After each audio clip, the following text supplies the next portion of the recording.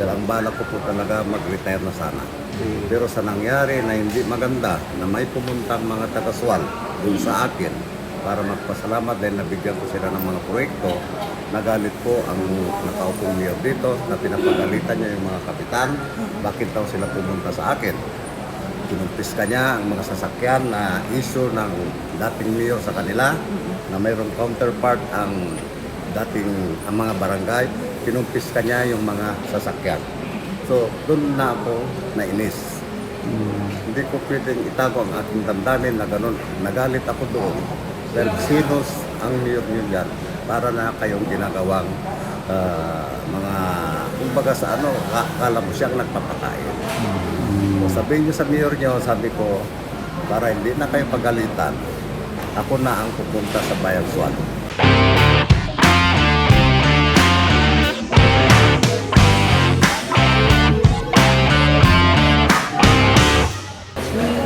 Congressman Boying Celeste, natatakbong tenor ng SWAL, at nandito ang ating panayam. Magandang umaga, Mayor. Magandang umaga po, Mr. Dominit. Maraming salamat at pagbigay niya ako ng oras radio. Ayun lang po ang masasabi ko na nandito po ako sa Bayan ng SWAL dahil po sa maraming issue na dapat ayusin dito sa Bayan ng SWAL dahil dito po ang maraming barangay dito na Okay, napansin namin, Mayor, 16 yung inyong konsihal. Dapat lang 10 lang ito. 8. Ay, 8 lang Ay, 8. ito. Bakit 16 po? Dumoble. ganito po kasi yun, no? Marami pong gustong sumama sa akin. Hindi naman pwedeng tanggihan ko dahil gusto lahat nila magsuporta sa akin. Sabi ko sa kanila, di ba, Leta, mayroon naman tayong mga kasamang mga partido na pwede nating gamitin kasama sa kanila. Pero isa lang niyo ang kanilang susuporta, tayo nga po sa tayong partido. So yun po ang parang nakita kong ano na tinanggap ko lahat ang mga may gusto. Ano po masasabi niyo, Mayor? Kasi sa nakita namin, napakarami pong nagmamahal at supporter po ninyo. Ano po ang masasabi niyo dito, Mayor? Ang masasabi ko lang po, matagal na rin po ang servisyo natin dito bilang isang kongresista. Noong una, ang aking kapatid na si Art, natatakbo din ngayon. Siyam na taon din siya nagsilbi. Siyam na taon din akong nagsilbi bilang isang ama ng distrito at isang termino din yung ating kapatid na si Mauli. So that is around 22 years na nandito po tayo. Kaya kami naman, binabantayan din po lahat namin ang mga bayan na aming nasasakupan. Kung ano ang problema doon kami pumapasok. Para makakadaing ng taong bayan na wala na kasi yung gustong lumaban dito. Yan ang time na kami na ang tinutulak para lumaban dito sa Bayan ng SWAL. Pong, sa tagal na ninyo sa serbisyo, yan, bilang mayor, naging congressman, paano po itong lahat ng mga experience niyo or karanasan na pwedeng makatulong sa Bayan ng SWAL? Sa experience lang po, marami po tayong nakikita na marunong na po tayo dyan dahil siyam na taon tayong naging ama ng bayan. Ang unang pinagsilbihan ko kasi NGO, kasi marunong na po lahat tayo dyan sa mga bagay na yan. So ang masasabi ko lang po, magagamit, hindi pa naman tayo masyadong matanda. Marami pa tayong pwedeng oras at panahon na pwede natin gamitin para makapagsilbi dito sa Bayan ng SWAL.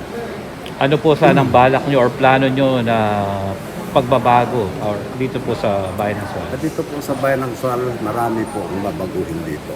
Unang-una po, babaguhin po ang klaseng politika dito sa Bayan ng SWAL. Babaguhin ko po na mayroong liderato, na mayroong pagmamahal. Hindi po yung liderato na binibili mo lang ang iyong pagkaliderato. So yun ang unang sinabi ko sa mga kababayan dito sa SWAL. Baguhin natin ang sistema rito, baguhin natin ang maramdaman ninyo ang pagmamahal ng isang ama ng bayan. Sir, paano po kayo nahikayat na lumaban dito, kumandidatong mayor dito sa SWAL? Dahil noon may mga kahit na po kayo na gusto nyo na mag-retiro para maasikaso na po ninyo ang inyong pamilya at ang mga negosyo? Ang masasabi ko lang po, hindi ko natupad yun, pero natupad ko ng 3 taon na nagpahinga ako.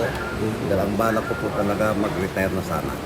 Pero sa nangyari na hindi maganda, na may pumuntang mga taga-SWAL dun sa akin para magpasalamat dahil nabigyan ko sila ng mga proyekto, nagalit po ang nakaupong mayor dito na pinapagalitan niya yung mga kapitan, bakit daw sila pumunta sa akin.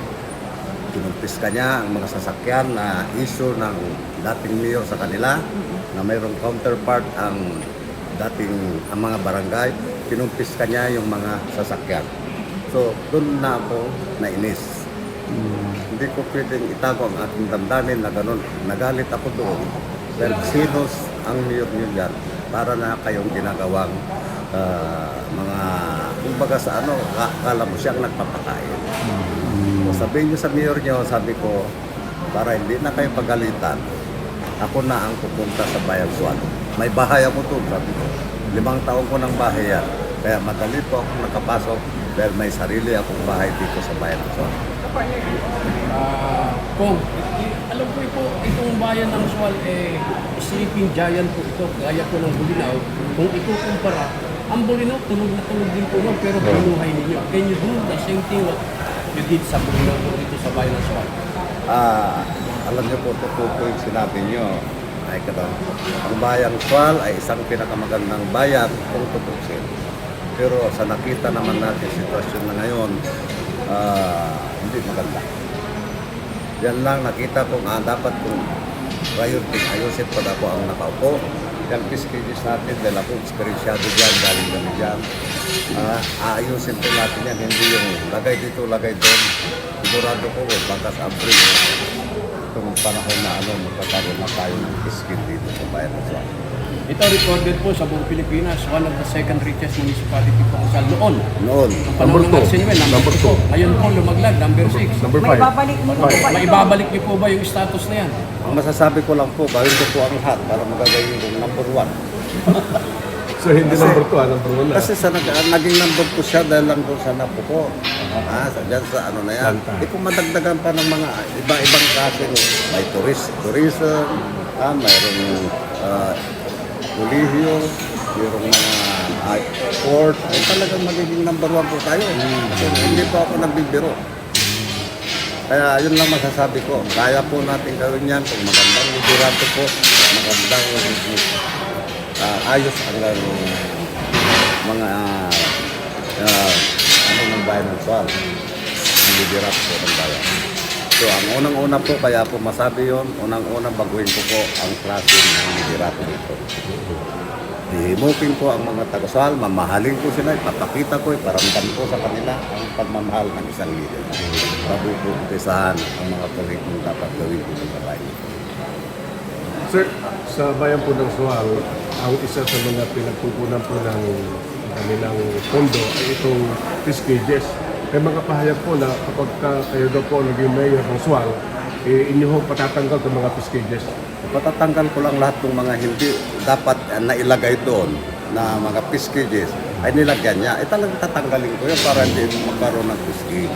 At base po yan, ipoprograma po natin yan, base po sa scientific, sa method na gagawin, na hihingi tayo sa University of... Ang ginawa po namin sa Bulinaw ay humingi kami sa UP, Science Institute, para maayos malaman natin paano ang agos, para hindi na po magkaroon ng mga fish cage. Tatanggalin po talaga natin yung dapat tatanggalin. Yung mga walang permit, hindi nababayad ng buwis, yung mga wala sa lugar, ay tatanggalin natin. Mayor, konting medyo intriga lang konti. May mga nagsasabi kasi Mayor na itong Comelec officer ng Sual ay pinsan ng kasalukuyang Mayor. Pwede ba yun? Dapat sana transparency. Yun nga po ang nalaman ko, pero in fairness naman po sa ating Comelec officer, siya po ay alam po ng ano yan, ng mga ano sa Comelec, lahat po naman sila mariresyapan. Mabait naman po ang Comelec officer natin, pero nagkamali lang siya doon sa mga sinabi niya na binanggit niya ang aking pangalan. Yung Saka hindi niya nabanggit ang mga nagpapareso sa ibang lugar. Yun lang ang mga pagkakamali. sige, ulitin natin sa tanong mamaya. I-intro niya lang ulit. Continuation pa. Live pa rin po kami dito sa Bayan ng Suwan, particular po kami office. At narito po yung naantalang katanungan kay dating Congressman Boy Celeste at isang nasalat pagani-ganing mayor, inaraaro ng taga-Bani na Suwan, Mayor Boy Celeste. Mayor, yung katanungan ko kanina, may mga research kasi tayo na ang Comelec officer dito ay pinsan ng kasalukuyang mayor. Ang gasol niya kahapon, tiga mapantan siya. Pwede naman magpinsan kayo. Kahit nasa Manila ka, di magpinsan pa rin kayo. Yun po ang hindi ko po alam pero narinig ko na po yan. Pero ako naman, hindi ako masyadong pero kung may makikita naman akong bias na ginagawa niya, magre-reklamo po ako talaga. Saka yung isang sinabi niya na hindi po gusto narinig doon na dahil alam din naman natin ang mga batas at natanong ko rin sa mga abogado, yung pagre-resto sa isang bayan, kung may trabaho ka dito, meron ka lang, maski wala kang bahay. Dahil marami po kaming mga kababayan dito na nandito ngayon na nagtatrabaho. Ewan ko, baka sa 5 dami ron. Dahil nagtatrabaho sila sa mga piskidis. Pero paano po yung mga sinasabi nila, ayon sa research namin, na marami daw pong taga-Bugalyon na nakarehistro dito, na hindi naman taga rito, wala namang trabaho dito. O yun na ang hindi nabanggit ni Comelec officer. Dapat banggitin din niya yung bayan ng Bugalyon. Pero ano po ang natin doon sa mga na gusto magparehistro, lalong-lalo kung may mga trabaho. Manaman ko nga, mayroon pang may piskal daw na nag-rehistro dito, kung pamilya niya. Hindi taga rito. Hindi taga rito, pero taga Bugalyon. Residente ka sa isang lugar na sa babayan ng Bugalyon. Hindi naman natin kinikiso kung ang gusto niya. Ako hindi naman ako may magreklamo. Magreklamo lang ako kung hindi parehas ang trato sa atin. Okay, nabanggit nyo kanina yung sa development there, pero konting konting sigurong emphasize lang yung project yung sa tourism. Ano ba yung mas maganda na isip nyo? Mukhang pagdating sa ganyan Ako po ang turismo kasi, diyan po tayo nag-umpisa para maiangat ko yung bayan namin. Bayan ng Suwan, bayan ng Bulinaw. Ang bayan ng Bulinaw is third class municipality. Naiangat ko yan dahil sa turismo. Nung napatahimik ko yung lugar, umangat ang turismo ko. Maraming gustong nag-invest sa ngalan ng turismo ko, kaya naiangat ko sa first class municipality within 3 terms. Ang masasabi ko lang dito, kasi umikot-ikot na rin ako, nakita ko sa Bunduka, nakita ko yung bagatan nila. Malaki po ang potensyal na magiging number 1 din sa turismo itong bayan ng Suwan. Baka tatalunin pa niya ang bayan ng Bulinaw. Dahil kami, wala kaming kabundukan dito. Ang dami kabundukan. Pwede natin gawin lahat ng tourism. Sabi ko nga, binibiro ko mga tagas-kababayan ko rito sa bayan ng Suwan. Lipat natin ang 1/3 ng bagyo dito sa inyong bayan. Sabi ko, tawa nila Pero mangyayari po yun. Inisimula na ni Kong. Mangyayari po yan dahil sa nakita ko nga, di ba ang bagyo, ang kabundukan yan, naging tourism, at ng Pilipinas, ng bansang Pilipinas. Pwede rin natin lahat yan, pwedeng gawin natin. Huwag lang gamgamin ng mga gahaman sa lupa. Correct. Oo. Ang nangyayari dito kasi sa bayan ng Suwan, ginagamgam lahat ang mga malalaki. Mayroong 2 hektarya, mayroong 3 hektarya. Tama ba yun? Hindi maganda tayo. Kaya dapat medyo magising ang mga taga-Suwan dahil para sa mga taga-Suwan dapat ang mga Nagising na kami ngayon dahil nandito ka na. salamat po sa inyong tiwala. Siguro mensahe na lang, Mayor. Lalo sa na mga po. nanonood sa atin At at nakikinig ngayon. Kung bibigyan kayo ng pagkakataon, yung klase ng pamamahalang i-expect nila sa inyo. God bless, Mayor. Ako po, mga kababayan, kababayan ko dito sa bayan ng Suwan. Ako po, hindi, parang pininta ko po ang aking sarili na hindi po iba sa bayan dito dahil nagsilbi rin po ako ng 9 na taon dito sa inyong bayan.